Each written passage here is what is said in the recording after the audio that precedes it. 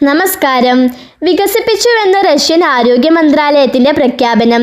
ക്യാൻസറിനെതിരെ സ്വന്തമായി mRNA vaccine വികസിപ്പിച്ചുവെന്നും ജനങ്ങൾക്ക് സൗജന്യമായി വിതരണം ചെയ്യുമെന്നും റഷ്യൻ ആരോഗ്യ മന്ത്രാലയത്തിന് കീഴിലെ radiology medical research centre general director Andrey Kaprin Russian വാർത്താ ഏജൻസിയായ ടാസിനോട് പറഞ്ഞു. ക്യാൻസർ വാക്സിനുകൾ ഉടൻ വികസിപ്പിക്കുമെന്ന് റഷ്യൻ പ്രസിഡന്റ് വ്ളാഡിമിർ പുടിൻ നേരത്തെ അറിയിച്ചിരുന്നു.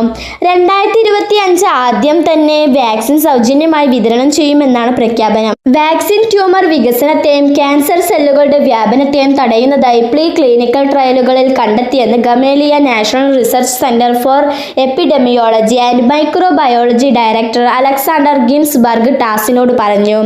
അതേസമയം ക്യാൻസർ വാക്സിന്റെ പേര് ഉൾപ്പെടെയുള്ള കൂടുതൽ വിവരങ്ങൾ റഷ്യ പുറത്തുവിട്ടിട്ടില്ല. വാക്സിൻ എത്രമാത്രം ഫലപ്രദമാണെന്ന കാര്യത്തിലും വ്യക്തതയില്ല. ക്യാൻസർ വാക്സിനുകൾ വികസിപ്പിക്കുന്ന നടപടികൾ